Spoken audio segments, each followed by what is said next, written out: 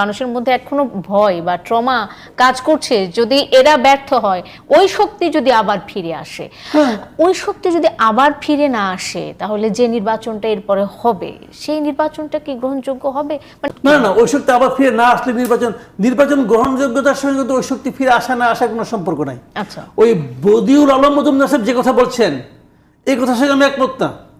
উনি যেটা বলেছেন যে আওয়ামী লীগ না আসলেও নির্বাচন অবৈধ হবে না, মানে এটা হবে না, বৈধ হবে, আমি কিন্তু এই কথার সঙ্গে একমত না। এই সরকারের দায়িত্বটা কি? আওয়ামী লীগকে বাদ দিয়ে নির্বাচন না, অবশ্যই এই সরকারের দায়িত্ব হলো এমন একটা নির্বাচন ব্যবস্থা ক্রিয়েট করা। আচ্ছা, বিএনপি গত নির্বাচনে যায় নাই কেন বলেন? যায় নাই এই কারণে বিএনপি মনে করেছে যে এই নির্বাচন যেভাবে হচ্ছে এইভাবে হলে আমি যত বেশি জনসমর্থনে আমার থাক না কেন আমি নির্বাচনে জয়লাভ করতে পারবো না। তার মানে নির্বাচন ব্যবস্থার মধ্যে একটা গলদ দেখেছে। বিষয়টা কিন্তু এখানেই